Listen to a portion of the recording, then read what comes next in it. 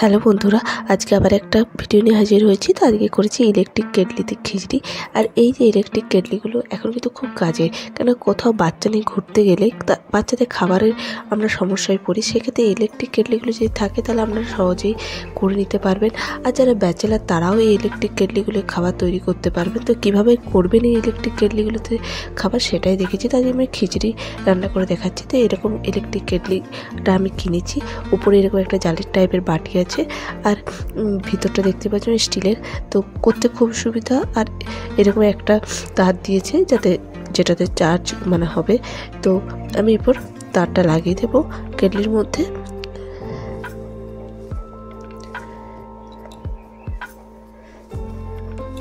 তো এখানে দুটো 1 নম্বর আর 2 নম্বর দেওয়া আছে, 1 নম্বরে একটু লো ফ্লেমে আর 2 নম্বরে একটু হাই ফ্লেমে এটা হবে। তো আমি প্রথমে অন করব না, সুইচ দেবো না, প্রথমে তেলটা দিয়ে দেবো। তেলটা দেওয়ার পর 1 নম্বরে আমি সুইচটা দেবো। কেন তেলটা যদি আগে দিয়ে দিন তাহলে কেটলিটা গরম হয়ে গেলে তেলটা থেকে ধোঁয়া উঠবে, আর এইভাবে সুইচটা অন করতেও অসুবিধা হবে। তাই জন্য আগে তেলটা দিয়ে আমি সুইচটা অন করেছি, 1 নম্বরে দিয়েছি। দিয়ে একটু আমি জিরে 1 টিস্পুনের মধ্যে দিয়ে দিলাম। জিরেটাকে 1 মিনিটের মতো ভেজে নিলাম। দেখতে পাচ্ছেন হালকা হালকা তেলটা থেকে ধোঁয়া উঠছে।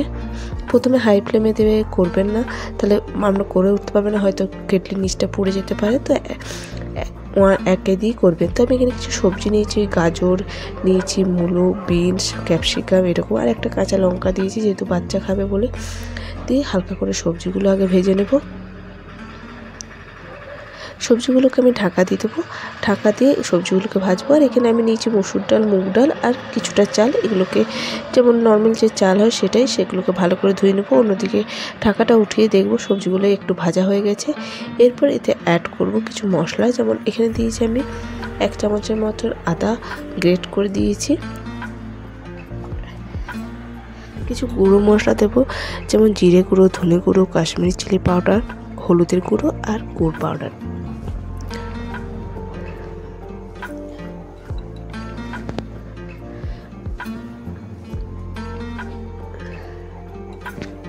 কিন্তু এইগুলোকে আমি ভাজতে থাকবো 1 থেকে 2 মিনিট। 1-2 মিনিটের পর দেখুন এগুলোকে সবজিগুলো কিন্তু খুব ভালো মতন কেটলির মধ্যে ভাজা হয়ে যাচ্ছে। বা আবার একটু ঢাকা দিয়ে দেবো। দেখতে পাচ্ছি এখন কেটলির নিচটা হালকা একটু লেগে যাচ্ছে, সবজিগুলো ভাজা হয়ে যাচ্ছে। এরপর এতে আমি চাল ডাল ধুয়ে সেগুলো দিয়ে দেবো।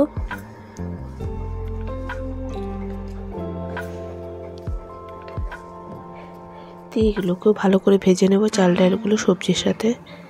যেভাবে আমরা খিচুড়ি করি নর্মালি গ্যাসে সেইভাবেই করব। তো আমি ঢাকা দিয়ে ভেজে নেব সবজি আর চাল ডালগুলো। তো এখন ভাজা হয়ে গেছে, আর এটা একটু কেটলির নিচটায় লেগেও যাচ্ছে, সমস্ত কিছু ভাজা হয়ে গেছে।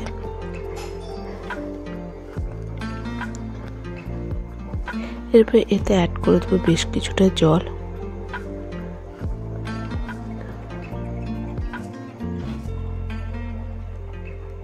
আর দেব স্বাদ মতো লবণ।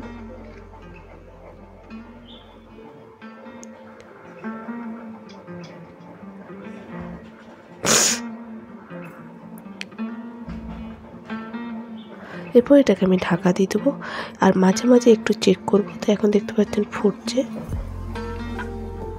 তো এখন হালকা করে একবার চামচ দিয়ে নেড়ে দেবো, দিয়ে আবারও ঢাকা দিয়ে দেবো।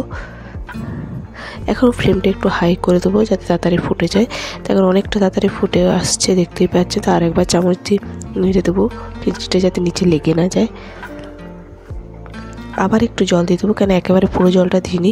কেটলির সাইজটা খুব একটা তো বড় নয়, হয়তো পড়ে যেতে পারে। তাই জন্য অল্প অল্প জল দিয়ে খিচুড়িটাতে আমি একবার করে নেড়ে দেবো। তো এখন খিচুড়ির যে সবজিগুলো সেগুলো সেদ্ধ হয়েছে কিনা সেগুলো দেখতে হবে। তো চামচের সাহায্যে দেখুন এইভাবে প্রেস করলে সমস্ত সবজিগুলো সেদ্ধ হয়ে গেছে। তো কত সহজে এই ইলেকট্রিক কেটলিতে আমরা খিচুড়ি করে নিতে পারবেন। তো এবার গ্যাস অফ করে দেবো। তো আমার এই ভিডিওটা ভালো লাগলে অবশ্যই লাইক, শেয়ার এবং সাবস্ক্রাইব করতে ভুলবেন না। আজ এই পর্যন্তই, নমস্কার।